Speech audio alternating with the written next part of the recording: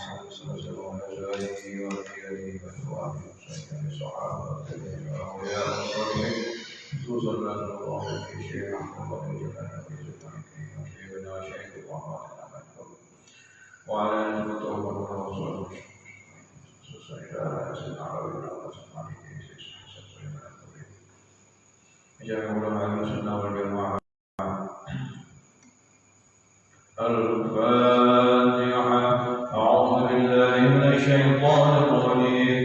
بسم الله الرحمن الرحيم. الحمد لله رب العالمين الرحمن الرحيم مالك يوم الدين إياك نعبد وإياك نستعين اهدنا الصراط المستقيم صراط الذين أنعمت عليهم غير المغضوب عليهم ولا الضالين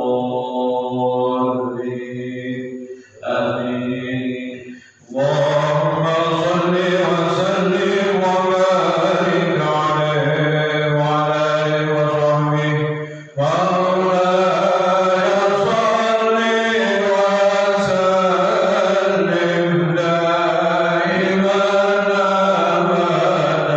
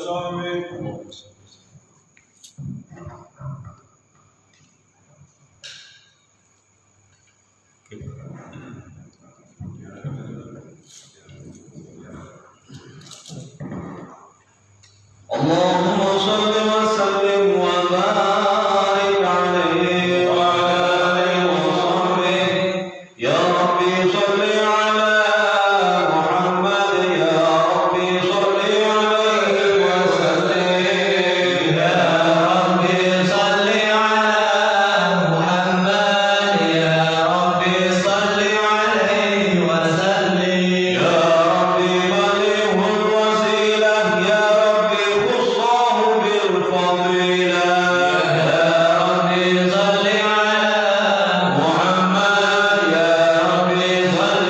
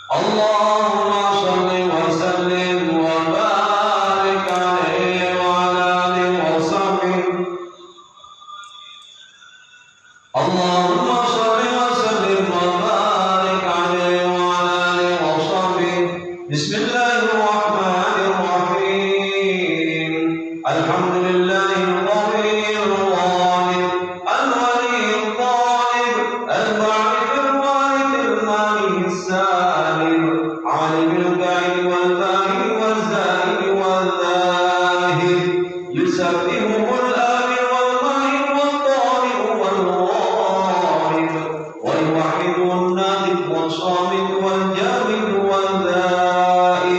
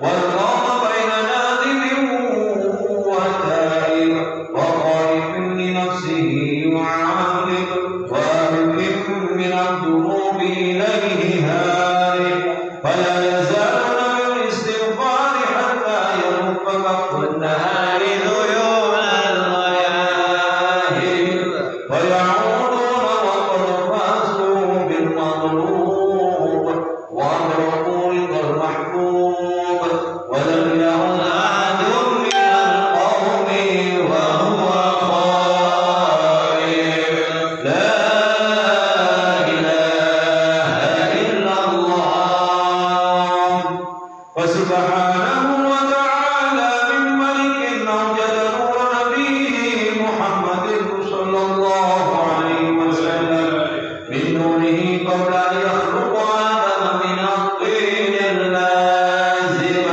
وعرض ظهره على الأشياء وقال هذا سيد الأنبياء وأجل الأصفياء وأكرم الحبائب اللهم صل وسلم وبارك عليه وعلى آله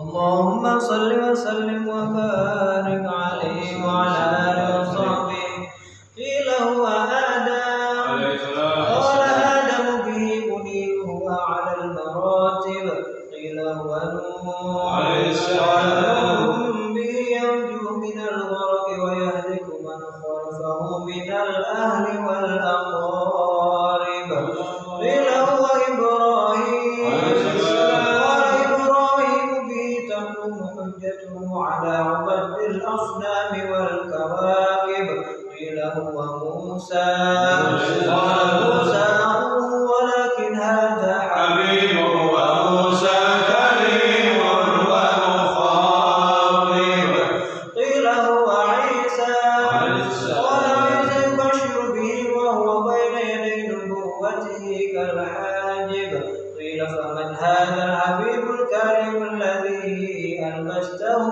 حلة الوقار وتوجته بتيجان المهابة والافتخار ونشأت على رأسه العصائب ولو أن بابن استخرجته من لؤي بن غالب يموت أبوه وأمه ويقتله جده ثم عمه الشقيق أبو طالب اللهم صل وسلم وبارك عليه وعلى آله وصحبه اللهم صل وسلم وبارك عليه وعلى آله يبعث من تهامة بين يدي القيامة في ظهره علامة تضله في ظهره علامة تضله الغمامة تضيعه السحائب فجري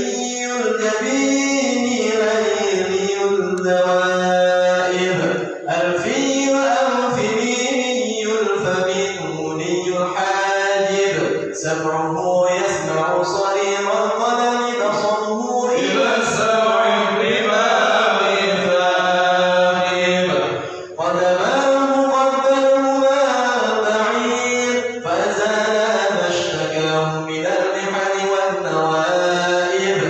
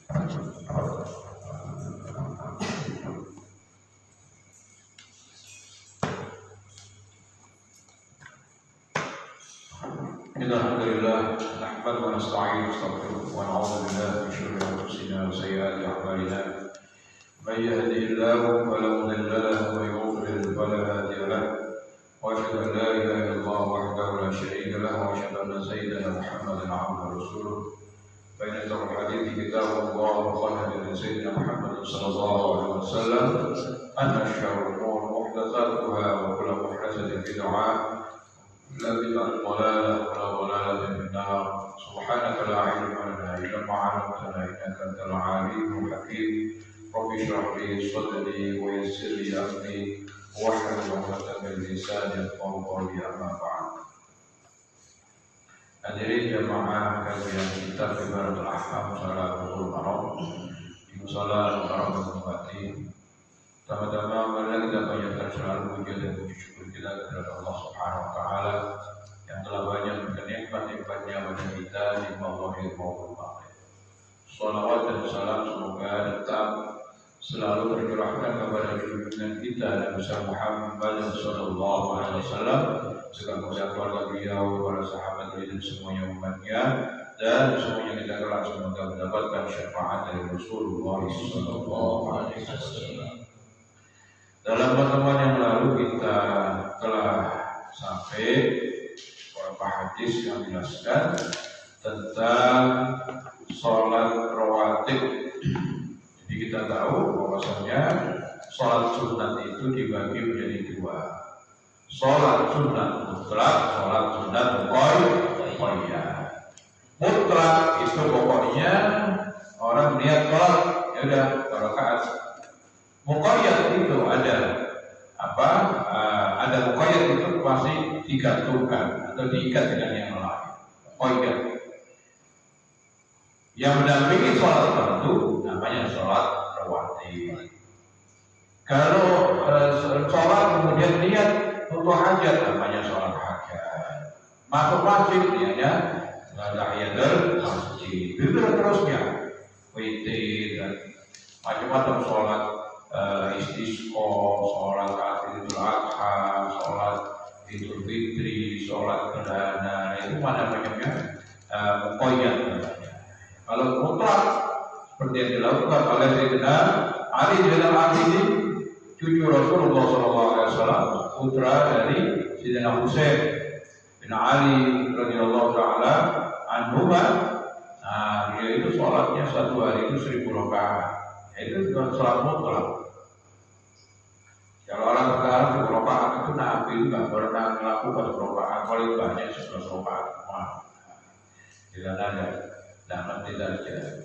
Itu jadi boleh yang namanya mutlak. Seumpama dan setelah sholat zuhur. Nah, sholat zuhur itu 2 rakaat sebelumnya itu sholat sunat muakkad. 2 rakaat setelahnya itu sholat sunat muakkad. Kemarin didoakan orang yang sholat 4 rakaat sholat zuhur selamat dari api neraka, gitu ya.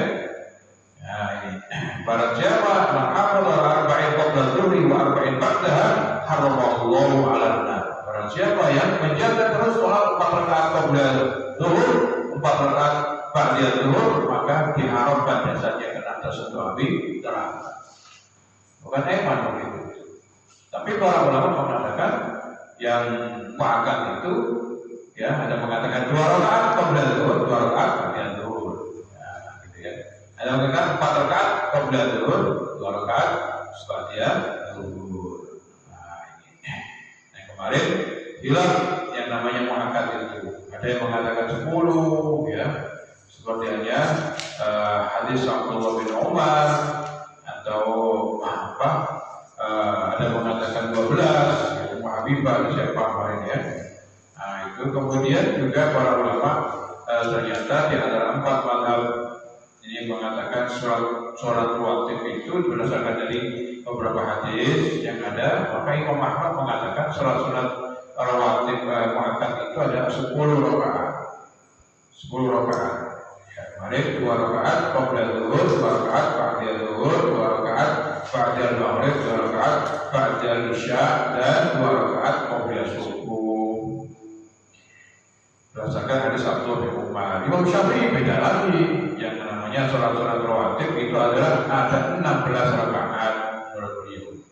4 rakaat qabla zuhur, kemudian 2 rakaat ba'da zuhur, 4 rakaat qabla asar, 2 rakaat ba'da maghrib, 2 rakaat ba'da isya, ya, kemudian 2 rakaat qabla subuh. Nah, qabla subuh gitu ya. Nah, ini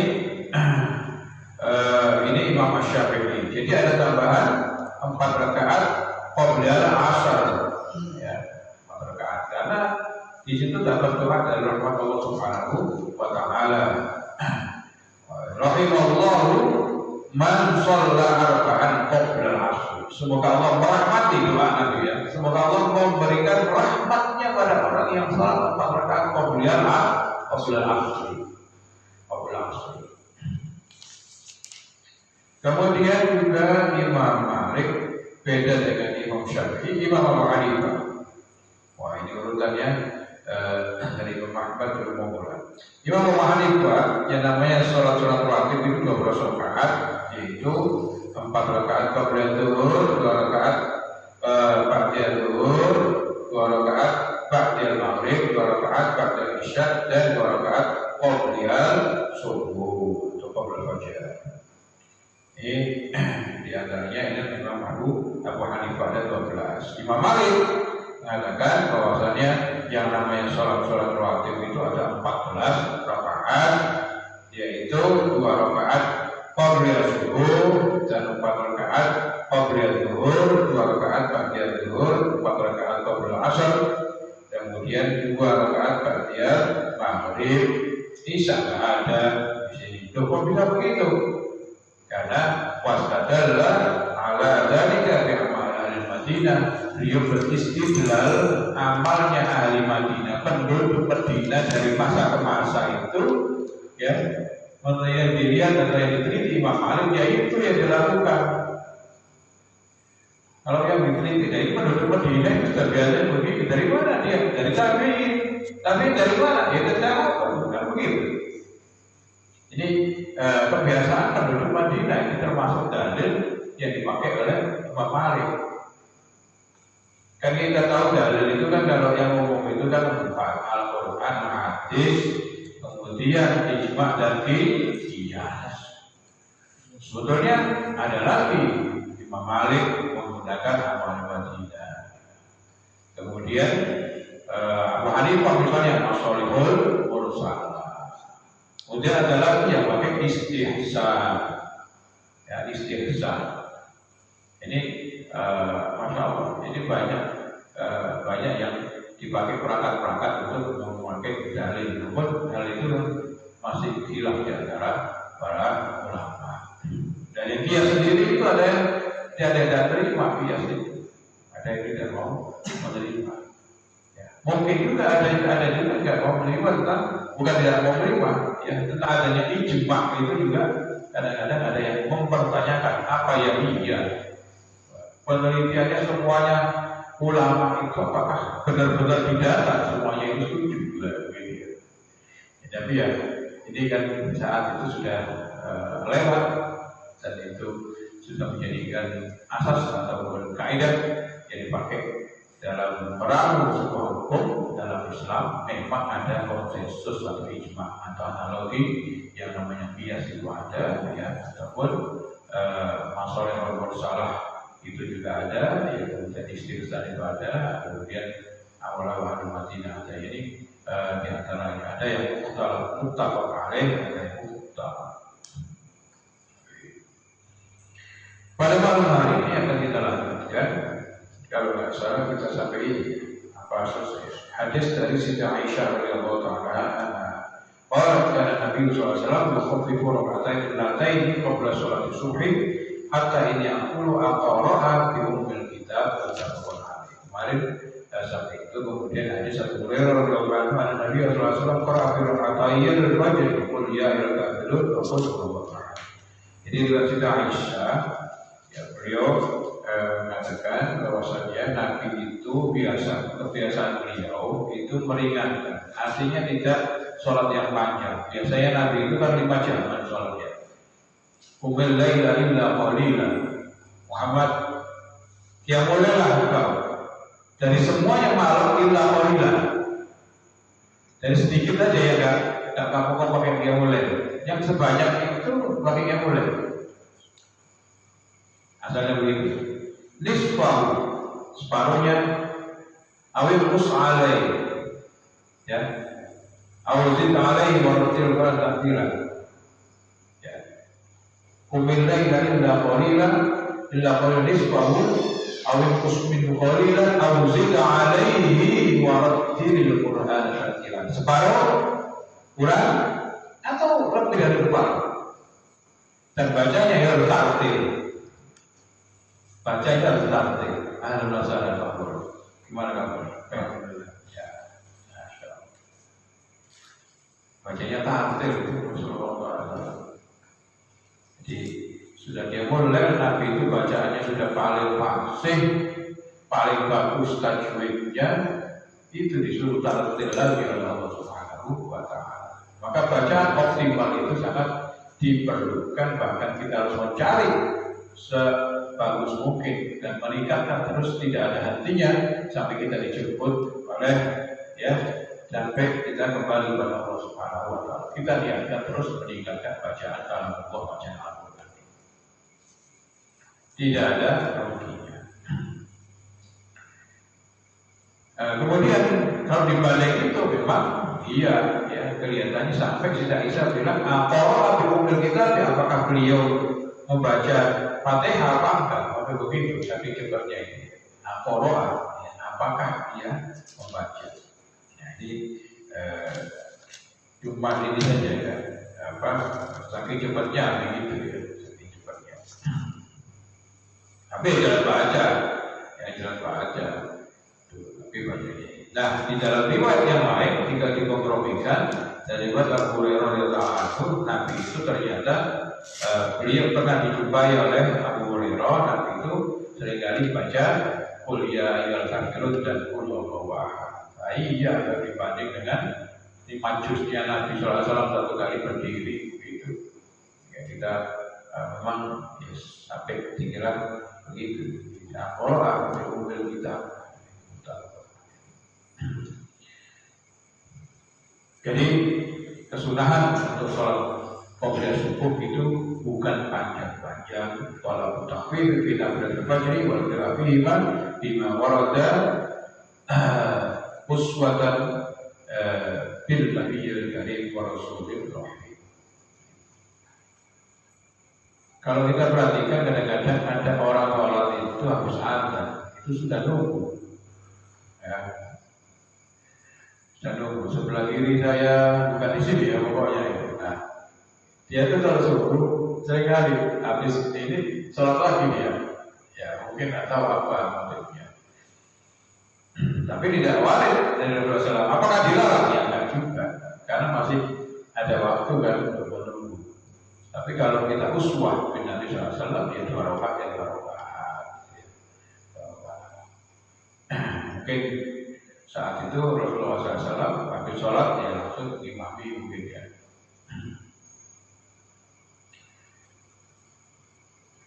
Pada malam hari kita lanjutkan hadis yang 295, 496. Bila saya 294. 295. Iya sudah tahu. Iya 295 hadisnya. Sini 300. Oh itu 300. Ya, penting hadisnya sama. Ana Aisyah radhiyallahu ta'ala anha. Annaha qalat kana Nabi sallallahu alaihi wasallam idza shalla rak'atayil fajri ittaja'a ala shiqqihil ayman rawahu al-Bukhari.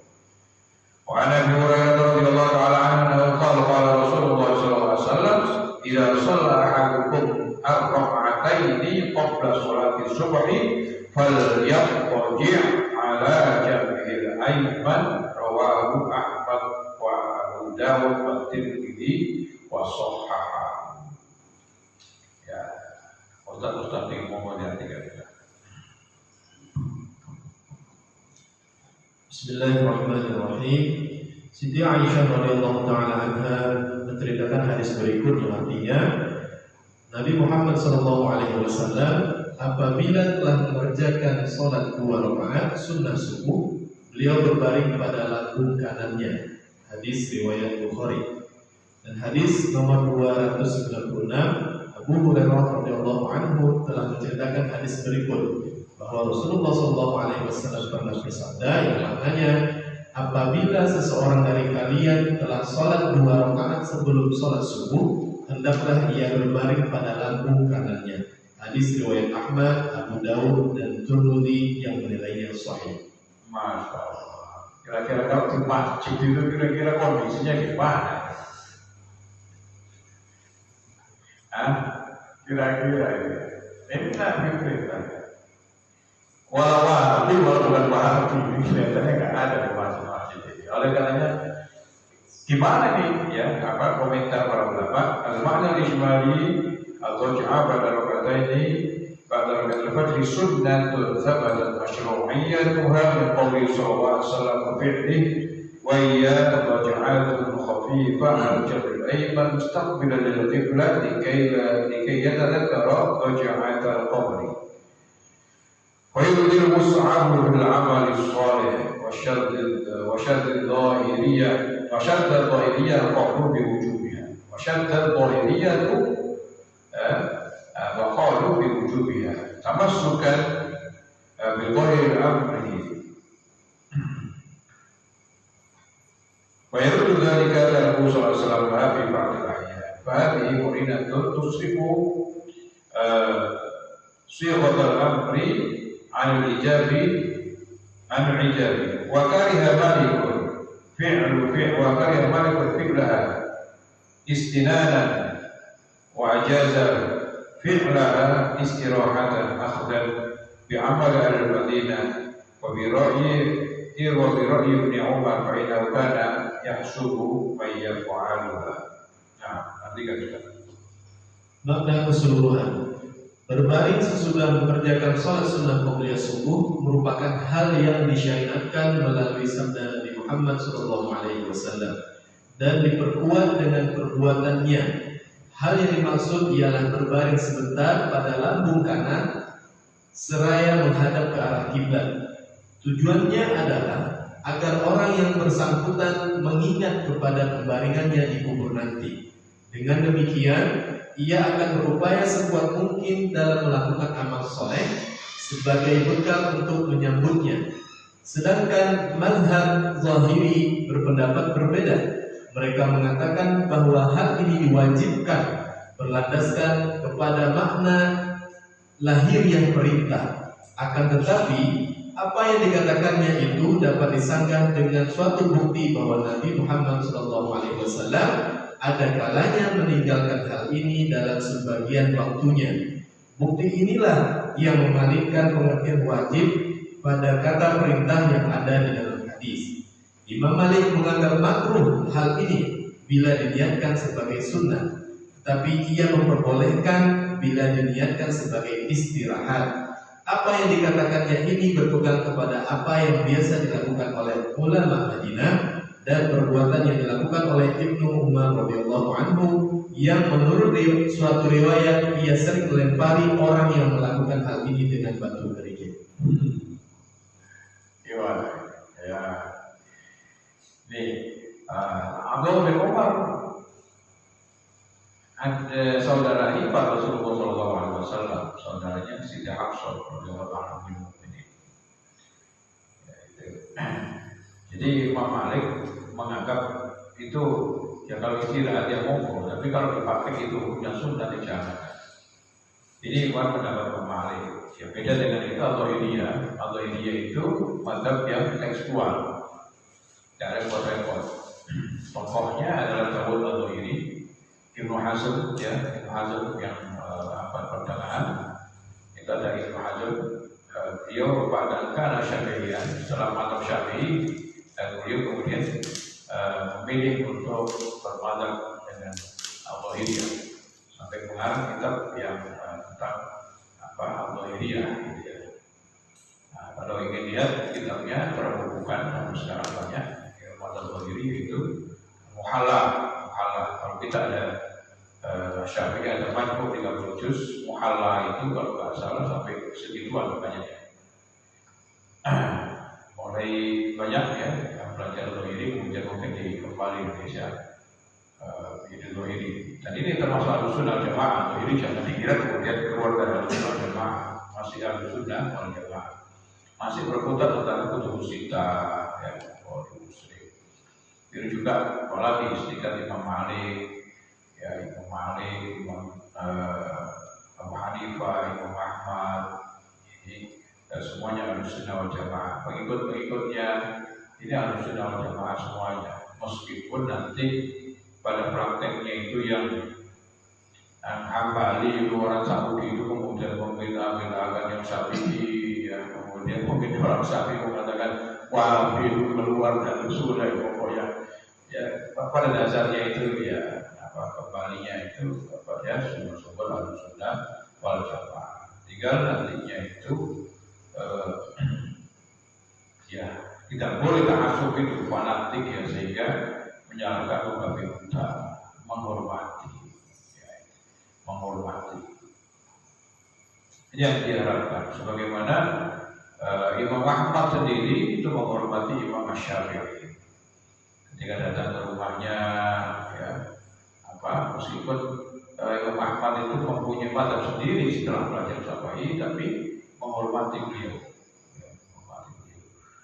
Kemudian juga Imam Syafi'i ketika datang ke Baghdad ya kemudian sholat di tempatnya Imam Abu Hanifah, beliau nggak kunut karena beliau ini nggak kunut menurut beliau. Ini kan saling menghormati karena Imam Syafi'i ataupun semuanya mustahid mengatakan bahwasanya yang diyakini mazhabnya itu adalah yang benar, tetapi tidak menutup kemungkinan dari yang mustahil yang lain itu juga kemungkinan ada benarnya. Tapi yang setelah diramsi dari beberapa dalil-dalil, beliau memilih ini yang keyakinan saya benar.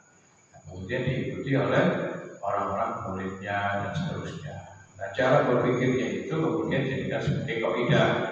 Nah, jadi ada usul fiqh gayanya Imam Syafi'i, ada usul fiqh gayanya Hanafi, ya. Kemudian ada usul fiqh gayanya Zuhiri. Nah itu ya nantinya produknya itu akan berbeda. Nah, banyak yang kita kenal dalam mazhab Syafi'i itu ada fihi qaulani, ada dua pendapat. Nah, kalau nggak benar qaulani berarti qaulnya Imam Syafi'i itu. Ya, qaulani itu Imam Syafi'i. Nah, kemudian ada sahih sama asoh, itu ada Syafi'i. Nah, kalau kata aujah, nah ini baru aujah, itu baru mazhabnya ashab itu. Dari kaidah-kaidah yang ada pendapat yang kuat itu kadang-kadang ya. Di wajhani ada wajah. Nah, itu seringkali kalau kita ngaji di Fathul Akhirah lewat. Di wajah ini ada dua wajah. Al-aujah yang paling wajah yang paling kuat ini, berarti yang lainnya kalau qaulani ya ini paling sahih dua-duanya ya, as-sahuma. Nah itu pakai karena kuatnya. Kalau as-sahih nah, berarti musuhnya itu dalilnya adalah lemah. Mungkin kalau diteliti ini dalam penjelasan lemah. Ini istilah semacam ini dalam fikih Syafi'i. Nah ini kita kembali lagi bahwasanya mayoritas para ulama itu ya melihat dari beberapa hadis itu bisa berbeda pendapat meskipun sama-sama hadisnya. Kadang-kadang juga karena tidak sampainya sebuah hadis, akhirnya ya pendapatnya itu bisa beda dengan yang lain, ataupun sama-sama sampai hadisnya, cara memaknainya juga kadang-kadang beda. Itu bisa saja terjadi. Ini masih hadis, apalagi ya kadang-kadang itu Al-Quran sama. Famsahu bi ru'usikum wa arjulakum ilal ka'bayn. Nah, ini bi ru'usikum itu Imam Syafi'i cukuplah sedikit aja dari kepala. Yang lain cukup segini. Imam Hanafi. Imam Malik harus semuanya. Ini dengan kalau ada baknya dari bak itu sebagian. Jangan buat bagian kecil, dengan segini. Kenapa? Karena Nabi itu pernah pakai imamah, kemudian jatuhnya begini, sebutkan. Ini sama-sama Al-Qurannya. Kadang-kadang juga ijtihad untuk mengeluarkan sebuah hukum itu juga beda. Termasuk masalah Rasulullah SAW itu dari Sayyidah Aisyah setelah selesai sholat 2 rakaat al-fajr, sholatnya di rumah apa di masjid ini Nabi? Di rumah. Sholatnya di rumah karena rumah Rasulullah SAW itu ya langsung sini langsung ini. Masya Allah. Jadi beliau itu berbaring sebentar, tapi salah mungkin ya, yang dibaringkan sebentar ya kemudian berdiri dan menuju ke masjid ya, Jadi riwayat tadi ada juga riwayat yang tidak dinukil oleh Imam Bukhari, juga Imam Bukhari tidak nukil, tapi dinukil oleh Imam Ahmad dalam Musnadnya mestinya. Kemudian juga Abu Dawud dalam kitab Sunannya, Imam Tirmidzi juga menukil, Nasai, Ibnu Majah nukil, ya, Matok nukil, gitu ya. Kalau mau tidak sebutkan ya berarti tidak ada, mungkin atau juga mungkin belum juga. Tapi Bukhari Muslim tidak meriwayatkan ini. Kita Abu Hurairah radhiyallahu taala itu meriwayatkan bahwasanya Rasulullah SAW bersabda, kalau jika salah seorang dari kalian itu sudah sholat qobliyah subuh 2 rakaat, maka hendaknya dia itu membalikan badannya tidur ya, mengembalikan arah jambil aiman pada lambungnya yang kanan. Seperti persis ketika seorang ditaruh di liang kubur. Berarti kepalanya di mana ya? Nah, kanan apa kiri? Kalau ada kiblat, nah, ya, itu. Ini tidak ada keterangan ya, di masjid apa enggak? Kalau di rumah ya, kalau di masjid, saya lihat juga di Masjidil Haram mungkin ada, tapi banyak tidak ada.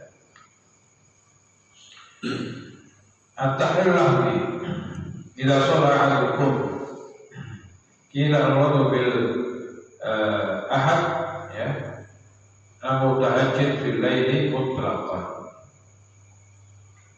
Fa idza al-ittija' yakunu 'aunan lahu 'ala al-qiyam fi shalat as-subh li'anna al-'adata fi at-tahajjud tul qiyam. Fakana al-ittija' wal-istirahat wan-nashat wa qila al-ahad amun yashmalu kulla man arada salat as-subh. Waliyarji ala jadil ayman ala syakil ayman wal hikmatu fihi anna al-qalba fi jadil yasar waliyarji alaihi istaghraqa bin nawmi listirahatihi bidalika wa idza taja ala yaminihi yakunu al-qalb mu'allafan wa yakunu ab'ada 'anil nawmi. Nah, lanjut Ustaz. Analisis lafaz idza shalla ahadukum. Menurut suatu pendapat, yang dimaksud dengan seseorang dalam kalimat ini ialah orang yang melakukan sholat sunnah tahajud di malam hari secara mutlak. Berbaring baginya dapat membantu untuk berdiri dengan sehat dalam sholat subuh nanti. Karena biasanya orang yang melakukan tahajud itu lama berdirinya, maka berbaring sangat diperlukan olehnya untuk mengistirahatkan diri dan sekaligus untuk mengembalikan semangat. Menurut pendapat yang lain, pengertian lafaz ahadun dalam kalimat ini bersifat umum, yakni mencakup semua orang yang hendak mengerjakan sholat subuh. Ya, tapi kan lafaznya jika salah satu dari kalian itu sudah sholat qobliyah subuh, maka hendaknya berbaring. Nah, ini salah satu siapa? Nah, saat itu ya bagi orang, ada yang mengartikan bagi orang yang biasa tahajud, orang yang bisa tahajud lama, gitu kan. Tahajudnya kan zaman dahulu itu lama.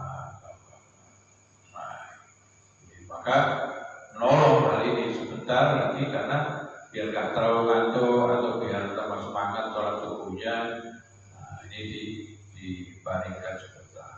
Ada mengatakan enggak, ya, pokoknya siapa saja yang hendak sholat subuh, ya, mestinya sholat qobliyah subuh, maka disuruh oleh Rasulullah SAW untuk berbaring, ya, dengan miring kepalanya sebelah kanan dan lambungnya ditempel ke lantai, ya, seperti orang yang meninggal. Jadi itu tadi untuk mengingat-ingat bahwasanya ya semuanya itu akan kembali atau apa istirahat. Ini hilang ataupun kenapa gitu, kenapa sebabnya, kenapa kok ini kan ini relatif nantinya. Hikmah tasyrik itu relatif. Bisa saja seorang itu beda pendapat, hikmahnya itu begini-begini, monggo saja. Yang penting Nabi itu pernah melakukan atau sering melakukan dan menyuruh untuk melakukan salat qobliyah subuh itu berbaring kepada berbaring dan menempelkan perutnya ataupun lambungnya yang kanan itu ke arah utara, ya, karena menghadap ke arah kiblat. Yang penting, sebabnya tidak terlalu penting. Barangkali belakangan diketahui bagus untuk kesehatan atau apa, wallahu a'lam. Tapi jelas apa saja yang dikerjakan Nabi itu kita kerjakan. Nah, itu ya. Oke, lanjut. Fiqhul hadis, masyru'iyatul ittija' al-jambil aiman liman yusalli bil-laili liyuqaddima al-fariidati bil asyatin.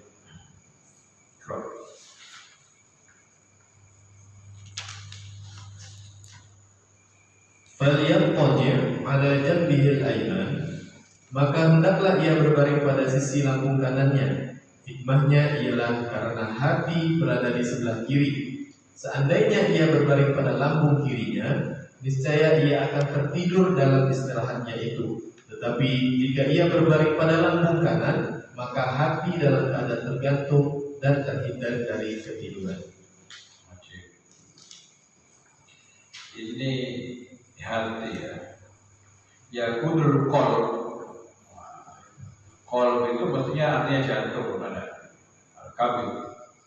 Kalau orang itu sebelah kanan pasti jantung kan kiri, pasti tidak ketekan ya, tidak ketekan. Kol ini sering kali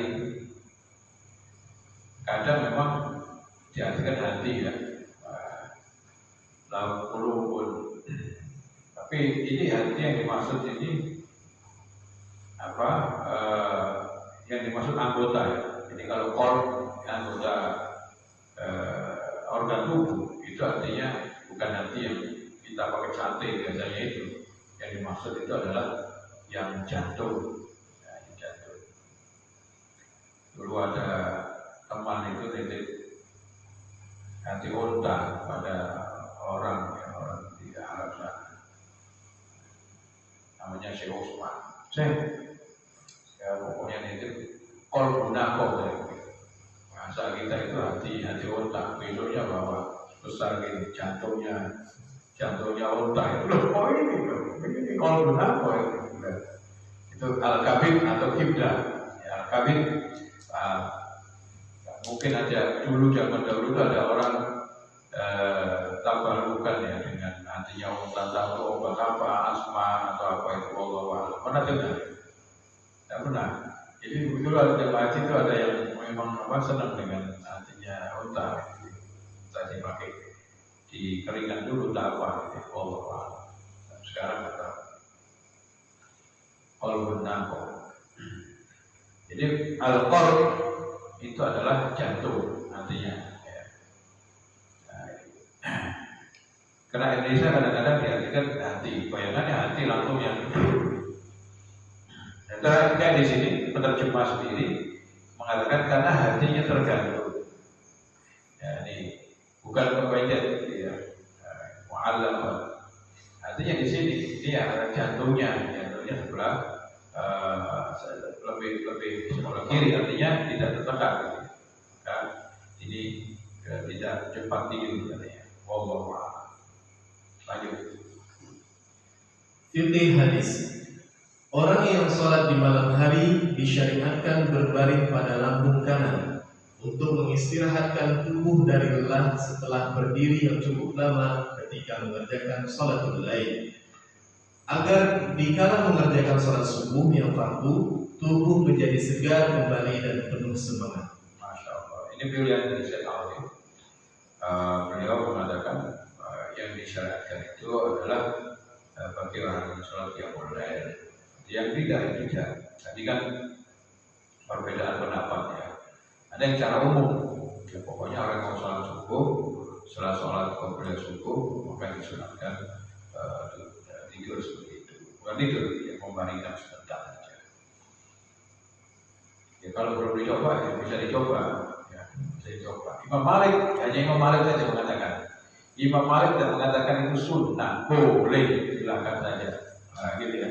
Al-istilah saya ngambil sunnah yang Nabi, kemudian melakukan itu. Imam Malik tidak setuju. Beda dengan Imam Malik,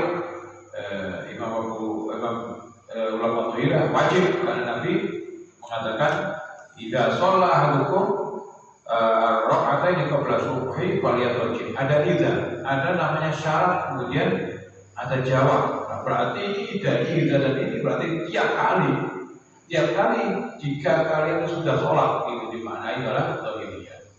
Tapi dari kenyataan dalam penelitian itu Rasulullah SAW itu ada mengatakan bahwa tidak tiap hari Rasulullah SAW. Ini mungkin juga butuh bukti apa? Ya silahkan saja mana hadisnya kalau bisa dipertanggungjawabkan. Tidak apa-apa atau yang teruskan gitu ya. Ya bisa saja data-data itu kalau memang ada, nanti dilihat apakah akurat. Ini yang mengatakan wajib. Kalau tidak sholat tidak begitu berarti tidak melaksanakan ajaran dari Rasulullah SAW. Ekstrem banget sih. Ekstrem berarti dosa kalau nggak wajib. Kalau nggak melakukan semacam itu, ya jelas. Di Dohiriyah. Jadi sekali lagi Dohiriyah itu masih dalam sikap Ahlussunnah wal Jamaah. Jadi orang tekstual ya mau saja. Yang salah adalah yang menyalahkan yang tempat yang lain. An Ibnu Umar radhiyallahu ta'ala anhuma annahu qala Rasulullah sallallahu alaihi wasallam salatul lail masna wa idza khashiya ahadukum as-subha shalla rak'atan wahidah tudiru lahu ma shalla muttafaqun alaihi wa khamsati wa sahahu Hibban salatul lail wan nahari masna wa qala Nasa'i hadza khata'.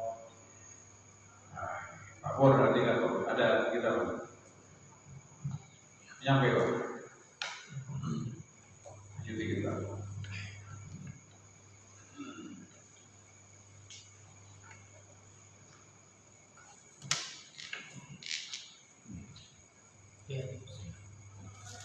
Ibnu Umar radhiyallahu anhu menceritakan hadis berikut bahwa Rasulullah Shallallahu Alaihi Wasallam pernah bersabda, Salatul lail ialah dua rakaat. Apabila seseorang di antara kalian merasa khawatir akan datangnya waktu subuh, maka sholatlah ia 1 rakaat sebagai witir dari semua sholat yang dilakukannya. Muttafaq alaih.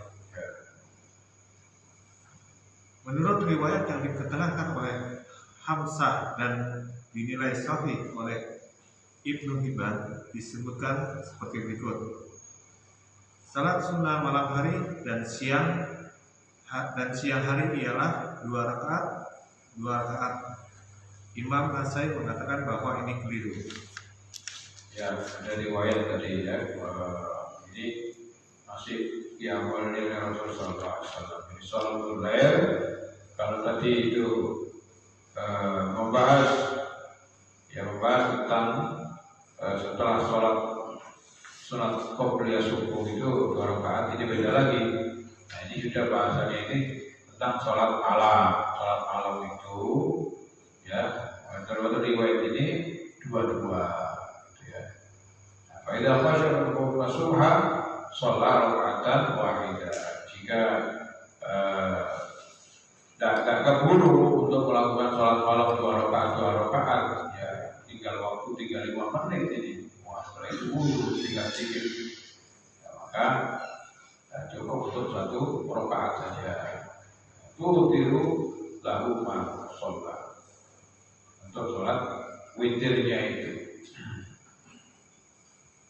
Masya Allah, langsung disuruh witir. Nah ini dalam hadis ini yang dipakai akhirnya sholat witir itu boleh dilakukan 2 rakaat, ya, kemudian ditambah 1. Ada lagi riwayat Rasulullah SAW itu kan sholat 4 rakaat langsung malam itu, 4 rakaat langsung, kemudian 3 witirnya disambung. Nah, hadis-hadis yang mengatakan yang memaknai boleh dipisah itu, maka dari hadis ini Rasulullah SAW itu boleh kadang-kadang itu dari riwayat sholat witirnya itu mengakhiri witirnya 1, witirnya 1. Dan semuanya dalil yang dipakai untuk qiyamul lail, ya bentuknya 2 ataupun 4 nyambung ataupun 6 nyambung, itu boleh juga ketika dipakai sambung itu tanpa salam, itu dipakai untuk sholat pada waktu siang. Karena ada ya 4 rakaat ya sebelum zuhur, atau 4 rakaat setelah zuhur, ataupun sholat tasbih, ya sholat tasbih. Ini dalil-dalil yang ada pada qiyamul lail itu juga bisa diamalkan ketika sholat tahajud. Jadi orang sholat qobliyah zuhur misalnya bisa sambung 4 rakaat, kemudian langsung salam, gitu ya. Atau dua-dua, gitu ya, dua-dua, yang mau bawa saja, atau bisa dua-dua. Nah, atau seperti dalam fikih itu seperti sholat rubaiyah. Sholat rubaiyah itu apa? Sholat rubaiyah kayak sholat zuhur itu, ada tahiyatnya, ada enggak. Seperti kan rubaiyah, disebut sholat rubaiyah. Begitu juga sholat tasbih. Ketika sholat tasbih itu bisa langsung sambung, berdiri terus, ataupun bisa dua-dua, ya, bisa dua-dua sama. Ini silakan saja diamalkan. Hadis sholat malam 2 ini tidak harus bentuknya 2, karena prakteknya kalau kita baca setelah lewat bentuknya sholat witirnya Rasulullah belum ya. Ya kita pada waktu kita baca sebelum ini ya, ini setelah ini ulangi lagi apa-apa. Ya waktu mau Ramadan kemarin kita baca qiyamul lailnya itu bagaimana sih? Nanti akan terlihat caranya itu tidak harus sholatnya itu bentuknya 2, sehingga kita tidak mudah untuk menjalankan yang lain. Seumpama ada orang sholat 2 monggo, ada sholat 4 yang monggo, langsung salaman, ya, silakan saja. Bentuk-bentuk apa saja yang ada warid dari Rasulullah SAW itu boleh dilaksanakan. Al-ma'na ijmali, ya, mana secara global? Makna keseluruhan. Sholat tahajud di malam hari mempunyai keutamaan yang besar. Hal ini telah disebutkan di dalam firman-Nya. Inna nasyi'atal laili hiya asyaddu wad'an wa aqwamu qila. Sesungguhnya bangun di waktu malam adalah lebih tepat untuk khusyuk, dan bacaan di waktu itu lebih berkesan. Al-Muzammil ayat 6. Sholat tahajud dilakukan 2 rakaat dengan pengertian bahwa pelakunya melakukan salam pada setiap 2 rakaat. Hal ini memberikan peluang kepadanya untuk beristirahat sesudah salam dan untuk menunaikan keperluannya bila ada urusan penting yang datang mendadak. Waktu sholat ini memanjang sampai dengan terbitnya fajar. Apabila seseorang merasa khawatir akan kedatangan waktu subuh, sebaiknya ia sholat 1 rakaat untuk mewitirkan semua rakaat genap yang telah dikerjakannya sepanjang malam. Hal ini merupakan suatu kemudahan dalam mengerjakan ibadah, tetapi sholat tahajud itu boleh pula dilakukan 4 rakaat 4 rakaat. Lanjut. Analisis lafaz. Sholatul lail, cara sholat sunat malam. Matsna, 2 rakaat 2 rakaat, yakni melakukan salam pada setiap 2 rakaat. Hal ini merupakan petunjuk mengenai cara yang paling ringan, karena melakukan salam setiap 2 rakaat lebih meringankan musalli ketimbang 4 rakaat sekali salam atau lebih dari itu. Al-Hafiz telah mengatakan bahwa jumhur ulama menginterpretasikan hadis ini sebagai penjelasan mengenai cara yang lebih utama. Lafaz matsna yang pertama berkedudukan sebagai kabar dari lafaz sholatun, sedangkan matsna yang kedua berkedudukan sebagai taukid atau yang mengukuhkan, karena kalimat ini bermakna itsnaini, yakni 2 rakaat 2 rakaat. Faiza khasya ahaduhum subha, apabila seseorang di antara kalian merasa khawatir akan masuknya waktu subuh, sebaiknya waktu subuh dengan terbitnya fajar hazin. Sholatan turuti lahu ma qad sholat. Salat 1 rakaat untuk mewitirkan semua sholat yang telah dikerjakannya. Sholatul lail wan nahari. Imam Daruqutni mengatakan di dalam kitab Ilalnya bahwa penyebutan lafaz an-nahar atau siang hari mengandung hal yang mencurigakan. Tetapi Imam Abu Hanifah memilih salat sunnah siang hari dilakukan 2 rakaat atau 4 rakaat. Ya, Masya Allah. Berdasarkan hadis yang lewat ya, tadi itu dikatakan sholat lail wa nahari matsna. Karena kan dilihat kalau kita belajar sholat sunat, ya kan ada kitab namanya khusus untuk nawafil, macam-macamnya sholat sunat. Saya kira sudah kita baca di Masjidul Baidu, di macam-macam yang ada. Di antaranya akan ketemu nantinya itu bahwasanya sholat hadis-hadis ini juga ada. Sholat siang itu juga ada 4, yang sambung itu juga ada nantinya. Fikul hadis.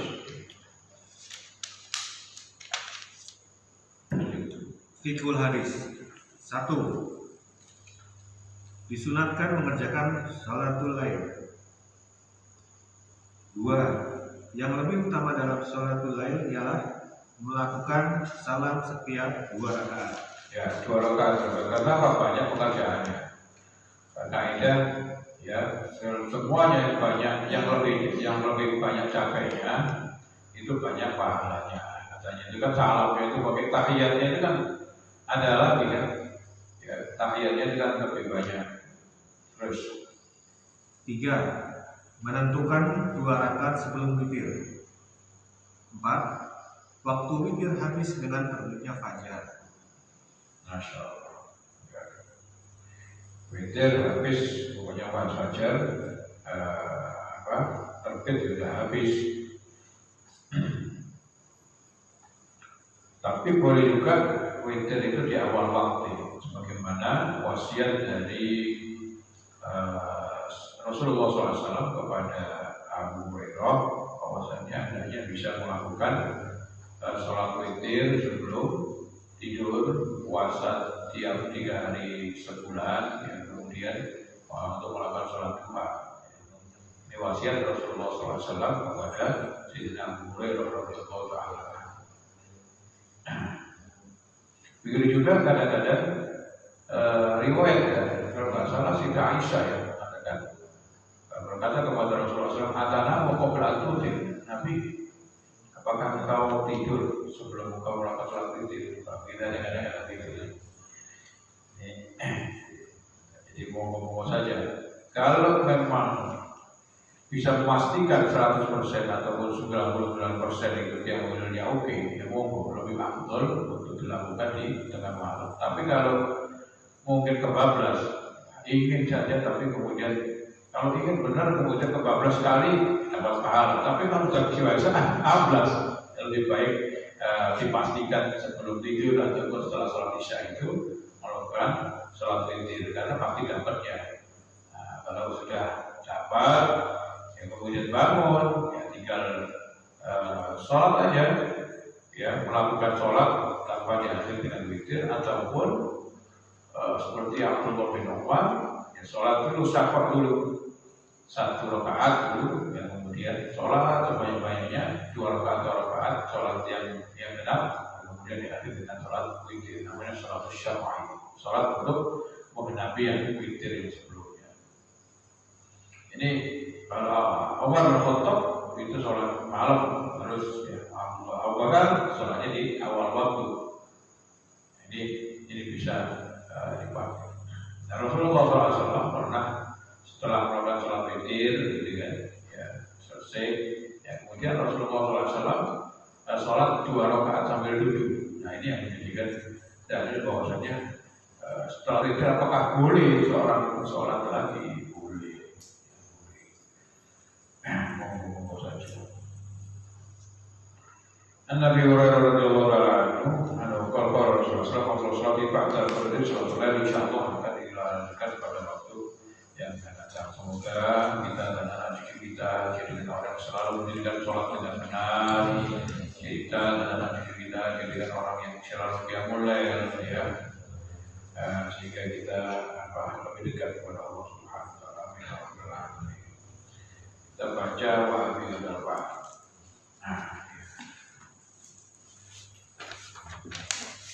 Bagaimana? Apa baca apa?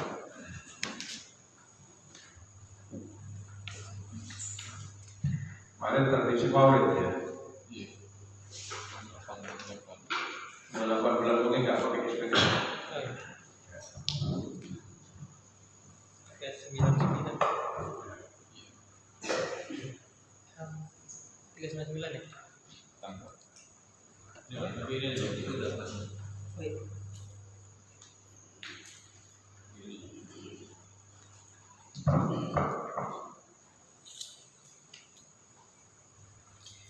Bismillahirrahmanirrahim.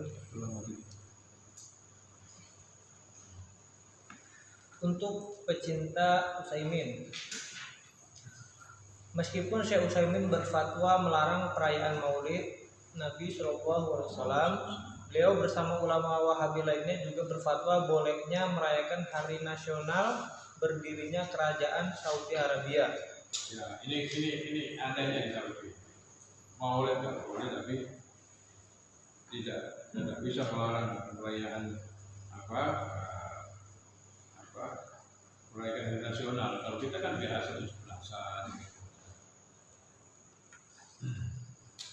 Menghormati hari merdeka boleh nggak kita salam gitu? Makanya Mbak. Nah, ada Ustaz yang katakan nggak boleh. Ya, lanjut. Padahal dengan logika yang digunakan oleh Syekh Utsaimin, seharusnya hari nasional kerajaan Saudi Arabia juga bid'ah, tercela dan tidak ada dasarnya dalam Al-Quran dan Sunnah. Hanya saja para mufti Wahabi dengan dalam fatwa-fatwanya terkadang memihak penguasa mereka. Belakangan, para pengikut Syekh Utsaimin merayakan haul peringatan masa kehidupan Syekh Utsaimin sendiri. Bahkan para pengagumnya juga mendirikan museum yang sangat megah, yang isinya berupa peninggalan-peninggalan Syekh Utsaimin. Seandainya ada kaum Sunni yang melakukan hal yang sama dengan para ulama sufi panutan mereka, tentu kaum Wahabi akan mengeluarkan protes dengan alasan bid'ah dan lain sebagainya. Wallahu a'lam. 162, 399 dibaca.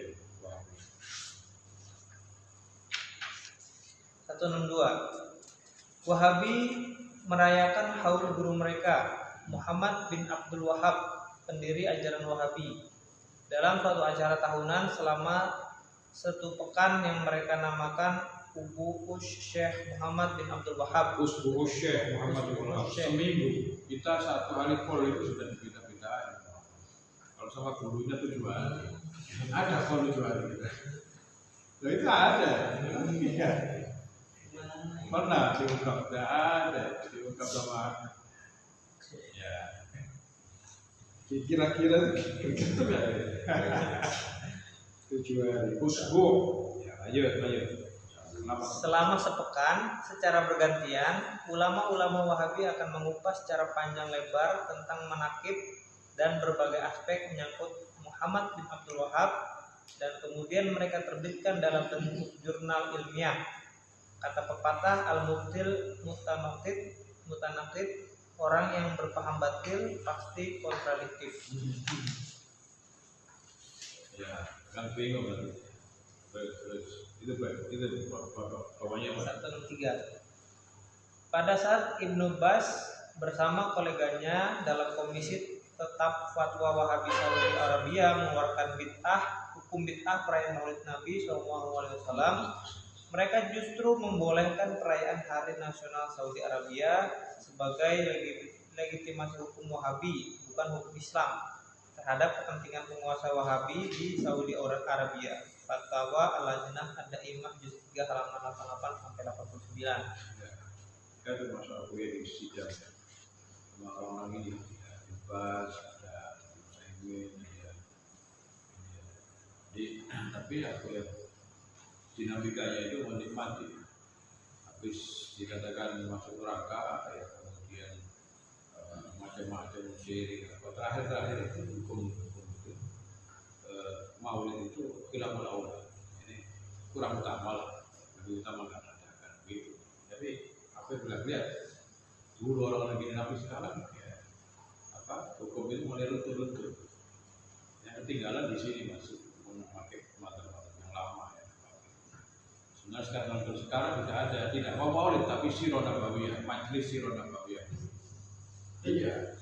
Apa bedanya? Apa bedanya? Sama aja. Cuma nggak mau mengatakan Maulid. Burda itu nggak boleh. Sekarang di khutbah itu banyak burda. Burda itu asalnya nggak boleh. Tinggal mereka yang berat di akromal khalqimah dengan alul bihi ini kan akan keluar karena mereka mampu tekstual. Tapi sudah itu. Coba lihat sekarang itu kiriman di grup ya. Itu sudah menjadi sufi semua ini, tapi nggak mau dikatakan sufi.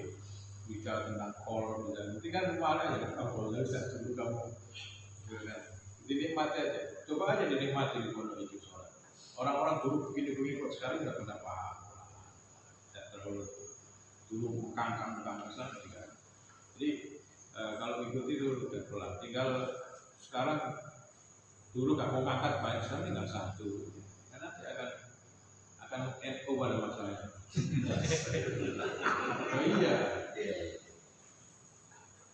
Saya melihat Tuhan itu Dr. Huzaimah itu ketika meninggal ternyata prok semuanya, wah itu semua pikir nggak mau tahan semua. Bahkan Muhammadiyah itu juga ikut dari 7. Jadi insya Allah tinggal mau aja ngaku. Jadi nggak usah repot-repot, NU pada saatnya.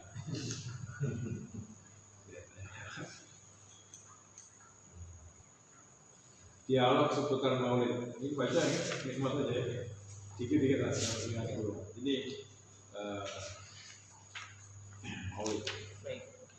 Dialog seputar Maulid Nabi Sallallahu Alaihi Wasallam. Wahabi, mengapa Anda merayakan hari kelahiran Nabi Muhammad Sallallahu Alaihi Wasallam? Sunni, karena kami mencintai Nabi Muhammad Sallallahu Alaihi Wasallam. Wahabi, mengapa Anda tidak berpuasa saja pada hari Senin seperti yang dilakukan Nabi Sallallahu Alaihi Wasallam? Sunni, memangnya kalau kami ekspresikan kecintaan kami dengan bersolawat, memuji baginda dan sedekah makanan tidak boleh? Wahabi, ya tidak boleh. Sunni, mana dalil yang melarang? Nggak boleh. Mana dalil yang melarang? Wahabi, hadis semua bid'ah adalah sesat. Oh, itu terus. Sunni, Dalil Anda hanya satu. Semua persoalan Anda lihat dari kacamata hadis tersebut. Hasilnya bid'ah semua. Coba Anda belajar agama lebih mendalam, insya Allah akan sadar. Mengekspresikan kebahagiaan dan kecintaan dengan bersalawat, memuji sambil bermain musik, jelas boleh berdasarkan hadis sahih berikut ini. Ya, Artinya dengan kemarin ada musik. Ya, lanjut. Yang artinya sahabat Buraidah bin Al-Husayb berkata, suatu ketika Rasulullah SAW pulang dari sebagian peperangan. Lalu seorang budak perempuan berkulit hitam berkata, wahai Rasulullah, sesungguhnya aku telah bernazar, jika Allah mengembalikanmu dengan keadaan selamat, aku akan menabur rebana di atas kepalamu. Jadi kita bayangkan ada amat ya, amat itu budak, wanita, kemudian izin kepada Rasulullah SAW. Nazar itu kan kalau perkara yang haram itu kira-kira boleh nggak? Nazar perkara yang haram. Saya nazar min khomer, kira-kira wajib nggak? Nggak boleh. Nazarnya itu mau menabur terbang, atau gitu ya, menabur terbang. Ada rebana ya, pada di depan di atas kepalanya Nabi. Alam sih nggak gitu, ini Nabi di atas ini. Bagaimana ya? Pokok jawab Nabi. Rasulullah SAW bersabda, jika kamu bernazar maka lakukanlah, jika tidak bernazar maka tidak usah kamu lakukan. Wanita itu berkata, sesungguhnya aku telah bernazar. Lalu Rasulullah SAW duduk, lalu wanita itu menabung rebana. Hadis sahih riwayat Ahmad 23.011 dan Ibnu Hibban 4.386. Dalam hadis di atas, wanita itu mengekspresikan kebahagiaan dan kecintaannya dengan menabur rebana di atas kepala Rasulullah SAW. Dan ternyata baginda menyuruh wanita tersebut untuk melakukannya. Baginda tidak bersabda tidak boleh mengekspresikan kebahagiaan dan kecintaan kepadaku dengan menabur rebana, tapi cukup berpuasa saja pada hari Senin.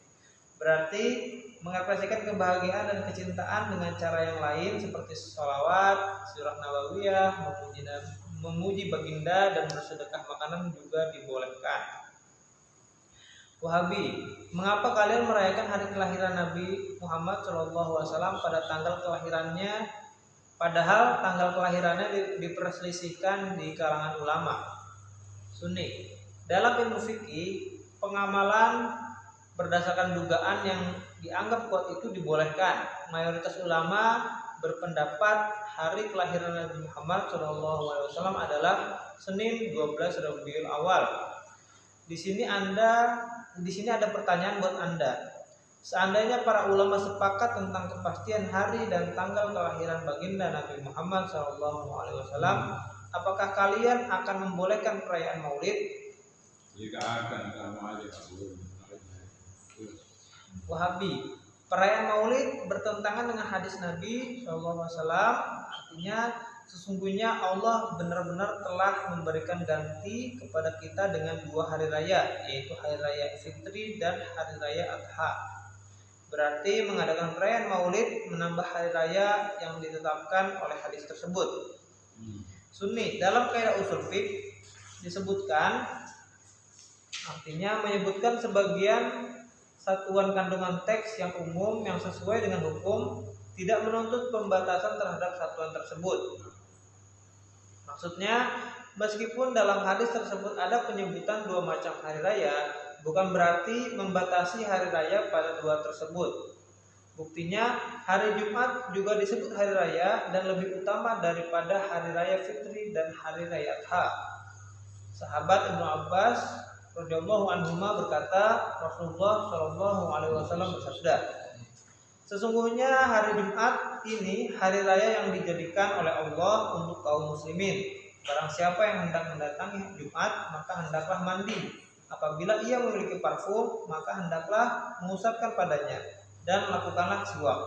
Hadis riwayat Ibnu Majah dan dinilai hasan oleh Hafiz Al-Munziri dalam At-Targhib At-Tarhib. Wahabi, perayaan Maulid itu mengandung keserupaan dengan orang-orang Nasrani. Kita kaum muslimin dilarang menyerupai orang-orang kafir. Sunni, mengagungkan Allah dan para rasul itu termasuk ciri khas agama samawi yang punya kitab dari wahyu. Hanya saja kaum Nasrani memiliki ciri khas mengagungkan nabi mereka sampai pada batas menyamakan nabi dengan Tuhan. Hal inilah yang dimaksud larangan menyerupai orang-orang Nasrani, yaitu memposisikan nabi pada posisi seperti Tuhan. Sedangkan ciri khas lain yang tidak sampai pada batas tersebut, seperti mengucapkan tiada Tuhan selain Allah, berpuasa, sholat, dan sedekah yang mereka lakukan, kita juga harus melakukan meskipun serupa dengan mereka. Karena perbuatan tersebut memang benar, kebenaran itu tidak akan berubah menjadi larangan, hanya karena dilakukan oleh orang-orang yang jahat. Jadi diantaranya kadang-kadang itu kan ini yang berserakan. Jadi kita ini asalnya berserakan di Facebook, ya, di zombie, kemudian di internet, gitu ya. Itu dikumpulkan. Kita sendiri kan. Ini akhirnya jadi wafil apa? Pasalnya aku yang kalah, mafahim wajib antusoka gitu ya. Paham yang harus diluruskan oleh paham yang harus diluruskan, wajib antusoka. Kenapa Abu ya itu asalnya disidang gitu, oleh Rasulullah SAW dan kita Al-Tahiro itu dia sidangnya beberapa kali toh. Setelah dari sidang itu dia belum apa ya. Ternyata para ulama ini perlu sekali paham yang harus diluruskan para mufti Saudi. Akhirnya poin-poin itu kumpulkan, kemudian jadilah kita namanya mafahim wajib antusoka. Ini alhamdulillah pada seluruh dunia kita mafahim wajib antusoka. Tapi itu kan untuk menolak itu. Tapi di sini kalau yang mafahim dibaca mungkin terlalu berat di sini. Nah, ini enak. Yang ini kan alurnya itu mengikuti Indonesia. Kalau di itu terlalu berat. Ringkasan-ringkasan ini banyak yang di sini. Subhanallah wa bihamdihi.